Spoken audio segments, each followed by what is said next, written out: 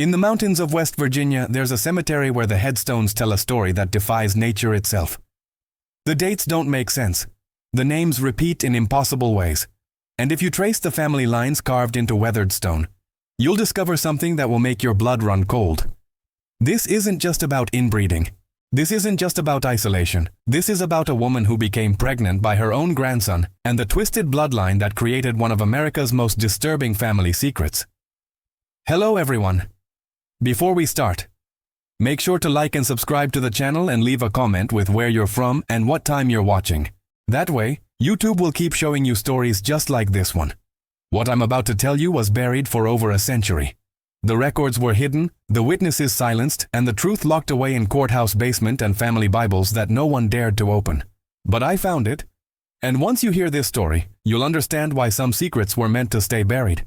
Her name was Betty, and she lived in the hollow, where the sun barely reached the ground, where families had been marrying their cousins for so long that the children were born with faces that looked ancient, eyes that seemed to know things they shouldn't know, and hands that shook with the weight of generations of genetic damage.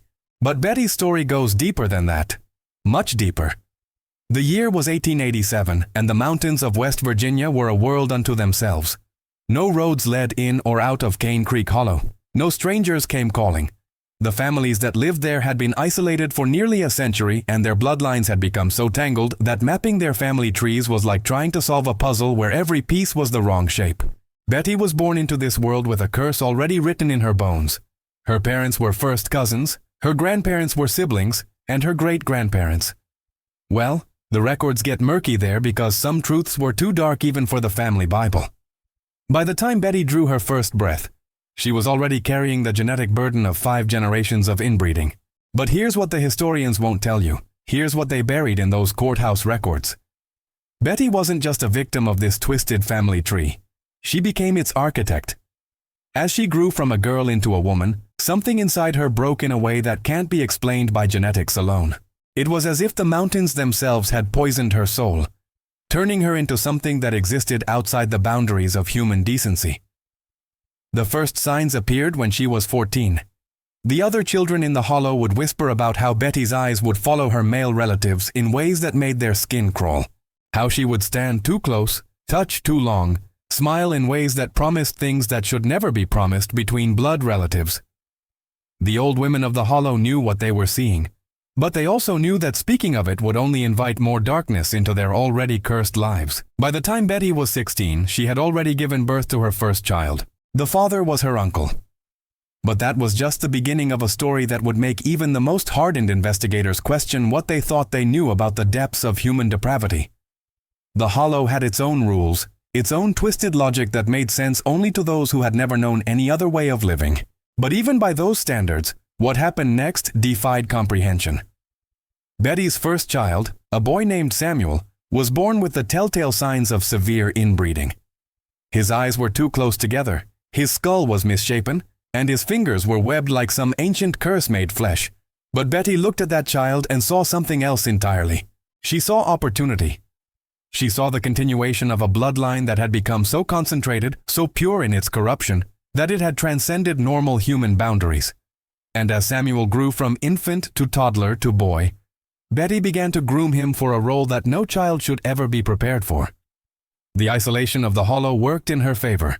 There were no schools, no churches, no outside authorities to question what was happening behind the walls of that ramshackle cabin. Betty became Samuel's entire world, teaching him that the love between family members knew no boundaries, that what happened in other families was weak and diluted compared to the pure devotion that existed within their own bloodline. By the time Samuel was 12, the other families in the hollow had begun to notice changes in Betty's behavior. She had become possessive of the boy in ways that made even the most hardened mountain folk uncomfortable. She wouldn't let him play with other children. She wouldn't let him work in the fields with the other men. Instead, she kept him close, whispering secrets in his ear that turned his young face pale with understanding. The old-timers remember stories passed down from their grandparents about strange sounds coming from Betty's cabin late at night. Sounds that weren't quite crying and weren't quite singing, but something in between that made the hair on your arms stand up. They remember how Samuel's eyes began to take on the same predatory gleam as his mother's, and how he stopped looking at other people altogether. as if Betty had become the only person in his world who mattered. What happened when Samuel turned 15 is documented in a journal that was discovered in 1962, hidden in the walls of the old cabin during its demolition. The entries were written in Betty's own hand, and they reveal a mind that had descended so far into madness that she believed she was performing some kind of sacred ritual, preserving what she called the pure blood of her lineage. The journal speaks of ceremonies performed under the light of the full moon, where Betty would recite the names of her ancestors and speak of her duty to continue their work. She wrote about how the outside world had been corrupted by mixing bloodlines, how only families like hers understood the true power that came from keeping the blood concentrated and undiluted. But most disturbing of all, she wrote about Samuel as if he weren't her son, but her destiny. The neighbors began to notice that Samuel was changing. His voice had dropped, his shoulders had broadened, but his mind seemed to be regressing. He spoke in fragments, half sentences that sounded like prayers or incantations. He would walk the boundaries of their property at dawn and dusk, moving in patterns that suggested ritual rather than exercise, and always, Betty was watching him with eyes that burned with a hunger that went beyond maternal affection. The inevitable happened on a winter night in 1904. Samuel was 17 and Betty was 33. The journal entry from that night is written in a shaking hand, but the words are clear enough to make your blood run cold. Betty wrote about completing the circle and achieving the perfection that God intended. She wrote about how Samuel came to her not as a son, but as the culmination of everything their bloodline had been building toward. And 9 months later, Betty gave birth to a daughter who was simultaneously Samuel's child and his sister Betty's grandchild and her own daughter. The family tree hadn't just been twisted. It had been tied into a knot that defied every law of nature and decency. The child born from this unholy union was named Sarah, and from the moment she drew her first breath, it was clear that something fundamental had broken in the genetic code that created her. She was born with features so distorted that even the hardened midwife who delivered her crossed herself and whispered prayers for forgiveness. Her skull was severely malformed. Her limbs were twisted, and her eyes held a vacancy that suggested the soul behind them had been damaged beyond repair. But Betty looked at this broken child and saw triumph. In her warped mind, Sarah represented the ultimate achievement of her bloodline's purity. She had created something that existed nowhere else on earth.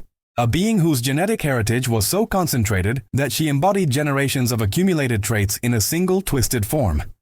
Betty wrote in her journal that Sarah was the perfect vessel and the key to unlocking the final mystery. If you're still watching, you're already braver than most. Tell us in the comments what would you have done if this was your bloodline. The Hollow's other families began to avoid Betty's cabin entirely. They would take longer routes to avoid passing by her property, and they forbade their children from playing anywhere near the creek that ran behind her land. The few who caught glimpses of Sarah spoke in whispers about a child who didn't seem quite human, whose cries sounded more like the calls of some wounded animal than the sounds of an infant. Samuel, meanwhile, had become something barely recognizable as the boy he once was. The trauma of what his mother had done to him, combined with the genetic damage he carried, had left him in a state of permanent mental regression.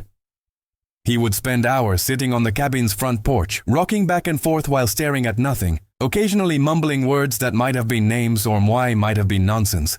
But Betty wasn't finished. As Sarah grew from infant to toddler, Betty began to speak of her plans for the child's future. She talked about how Sarah would eventually give birth to children who would be even more perfect, even more pure. And when people asked who the father would be, Betty's smile would take on that same predatory gleam that had marked the beginning of this nightmare decades earlier. As Sarah reached her 5th birthday, the true horror of Betty's vision began to reveal itself. The child could barely walk. Her speech was incomprehensible, and her behavior alternated between periods of complete catatonia and violent outbursts that required both Betty and Samuel to restrain her. But in Betty's increasingly fractured mind, these weren't signs of genetic catastrophe. They were proof that Sarah had transcended normal human limitations. The journal entries from this period descend into pure madness. Betty wrote about receiving visions from her ancestors, about how they appeared to her in dreams, and told her that Sarah was the chosen vessel who would give birth to a new kind of human being. She described elaborate rituals she performed over the child, covering her in symbols drawn with ash and blood, whispering incantations in a language that seemed to be part dialect and part something else entirely. The other families in the Hollow had reached their breaking point. Led by the eldest patriarch, a man named Ezekiel, who claimed to have seen enough darkness for several lifetimes, they gathered one autumn evening to discuss what they called the Betty problem. These weren't people who scared easily. They had lived through years of isolation, poverty, and their own genetic nightmares. But what was happening in that cabin by the creek had crossed a line that even they couldn't ignore. The decision they reached that night was as brutal as it was final. They would give Betty one last chance to leave the hollow voluntarily, taking her broken family with her. If she refused, they would take matters into their own hands. The threat was delivered by Ezekiel himself, who walked to Betty's cabin on a morning when the fog hung so thick you couldn't see your own feet. Betty's response was to laugh. According to Ezekiel's later testimony, it wasn't the laugh of someone who had lost her mind. It was the laugh of someone who believed she held all the power. She told him that her family was protected by forces he couldn't understand, that Sarah's destiny was already written in blood and starlight, and that anyone who tried to interfere would face consequences that would echo through generations. What happened next depends on who you ask, but the facts carved into cemetery stones don't lie. On the night of November 15, 1909, a fire consumed Betty's cabin while she, Samuel, and 6-year-old Sarah slept inside. The official cause was listed as an overturned lantern, but the positioning of the bodies told a different story. They were found huddled together in the center of the main room, as if they had been waiting for something rather than trying to escape. Ezekiel's grandson, interviewed shortly before his death in 1987, claimed his grandfather had confessed the truth on his deathbed. The fire hadn't been an accident. The men of the Hollow had decided that some bloodlines were too corrupted to continue, that some secrets were too dangerous to survive. They had surrounded the cabin in the dead of night and set it ablaze, standing guard to ensure that no one escaped to spread their genetic poison to other communities. But here's where the story takes its final, most disturbing turn. When they were clearing the ruins 3 days later, they found something that shouldn't have existed. Hidden beneath a loose floorboard in what had been Betty's bedroom, they discovered a wooden box containing dozens of carefully preserved samples, hair, teeth, and other biological materials from every member of the bloodline going back 5 generations. Alongside these gruesome trophies was a detailed breeding chart that mapped out not just what had already happened, but what Betty had planned for the future. The chart showed Sarah's projected offspring, calculated with mathematical precision to produce what Betty called the ultimate convergence.